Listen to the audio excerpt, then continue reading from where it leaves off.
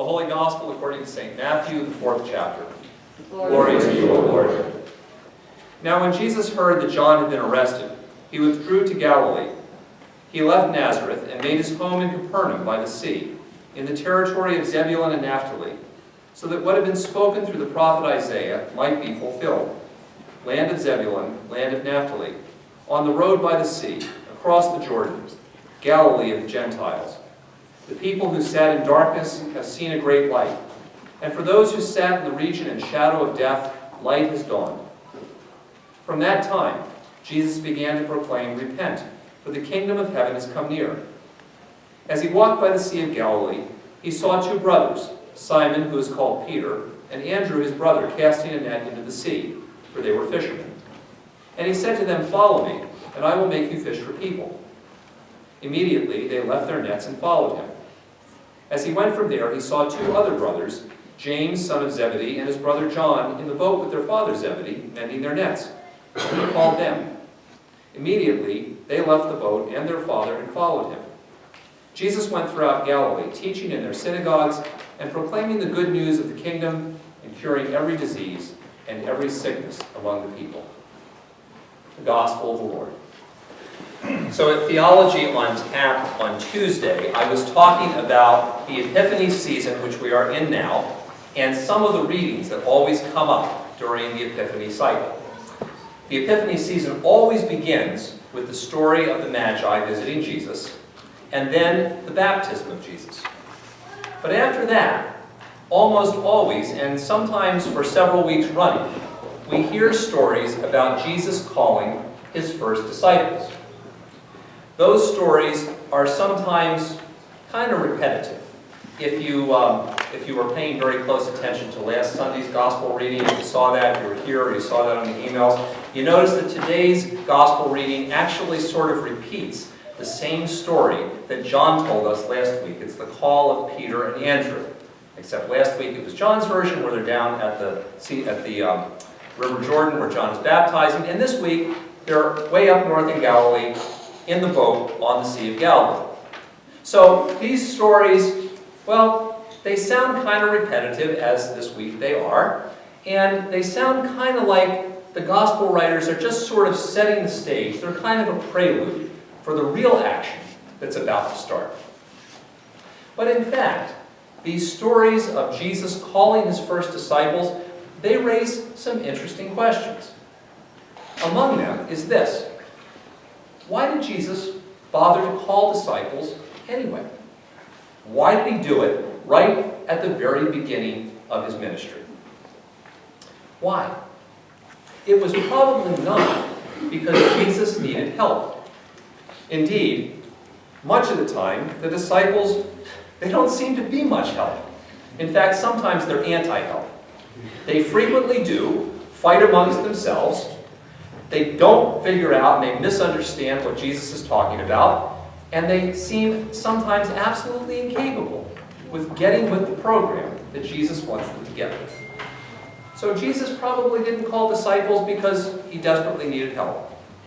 It's also the case that Jesus probably did not call disciples because he needed expertise. I mean, if I were starting out doing something like this, I want people who were experts at doing stuff that maybe I hadn't done before or something. But that doesn't seem likely either. If Jesus wanted expertise, he would have called people who were experts at public relations, public speaking, community organizing, maybe legal counsel. All of those things could have been useful. But that's not who he called. He called fishermen. He called tax collectors, rebels, and people who seem to have really no skill set whatsoever. Why? Why would he call disciples? It also probably was not because he seemed to thought he would need critical mass. That is, he didn't seem to need a core group of people to create a buzz around him so that people could be drawn in. Because it seems that everywhere Jesus went, people wanted to listen to him, even if they got mad at what he said. It seems that everywhere he went, people spread Jesus' fame even when he told them to be quiet and not tell others about the miracles that they had seen or experienced. And from pretty early on, an actual problem with the Gospels report is that there was the crowd so pressed in on Jesus that he had no time to eat or sleep. So, he really didn't need a posse. So why? Why did Jesus even bother with disciples? Why did he do this right from the very beginning of his ministry, as, opposed to later on when things got bigger and he might need to expand the franchise? And why do all 4 of our Gospels repeat these stories? Well, as the ministry of Jesus progresses, it seems clear that Jesus is intent on creating community in which people experience the living presence of God, not simply in giving people individualized, private, personal experiences of religion or spirituality. That is, Jesus wants people to experience God within the context of a group of people, and not simply having a private experience with this person saying, now go off and be by yourself. For example, all of the disciples, almost all of them, are called in groups. They're called in pairs in today's gospel reading, and almost all of them, when they're called, they go find their buddies. They find their brothers. They find other people. The most individualized story that I can recall in any of the gospel readings is the story of the woman at the well in Samaria. The Samaritan woman who has this private, long conversation with Jesus that goes on for almost an entire chapter. And it seems like this private spiritual experience, but it doesn't stay that way. She goes into the town, she tells everybody about Jesus, they come, they listen to Jesus, it becomes a community experience. That's always what Jesus is doing when he calls people to be disciples, to not only be part of that community, but to create community. And that's an important thing, I think, for us to remember in a time and a place when for so many people, religion and spirituality are an individualistic thing. I am privately spiritual myself, but it's none of your business, and I'm not going to tell you about it, and I don't have any kind of obligation to share that with you. But that's never the way it was with Jesus. Jesus always called people into community. He always called them to be part of community and experience God in community, and he called them to be sharers of that experience with others, as community, not just as individuals. I think that's one of the reasons that Jesus bothered to call disciples. And as the ministry of Jesus progresses, it's also clear that Jesus was intent on including everybody. There were indeed lots of people in Jesus' time and place who were folks that went around and preached in synagogues and taught and had followings. And some of them were miracle workers. We don't read a whole lot about them, but that, the fact that Jesus ran around and he taught and he preached and he made works of miracles, that was not incredibly unique for his place and time. There were some things, though, that made Jesus absolutely unique, and one of them was that he included everybody, not just the uber pious and not just the religious zealots. Jesus included amongst his disciples folks that nobody else would include. He included outcasts. He included women who were never included by most of the religious teachers of the day. He included Gentiles. He included regular folks like fishermen, tax collectors, zealots, which really are just rebels who are out fighting the Romans. And those are the kinds of people that Jesus included, not because he needed their help or expertise, but because he wanted to make it clear that he had come for everybody, and not just for a small little slice of people in the community. Jesus was there for all, and that's another thing that's important for us to remember when we think about what it means for us to be called as disciples. Because we live in a time and a place where so many people decide who's in and who's out. Sometimes even Christian groups say you're in or you're out because of some moral code that you do or do not adhere to. Or you're included and part of this community because your social and political views are far enough left or far enough right. That's what happens a lot in our day and age, but Jesus didn't do that. Jesus has never done that. Jesus has always called people together who, frankly, would never be in the same room with each other, except for Jesus. That's what Jesus continually does throughout the ages.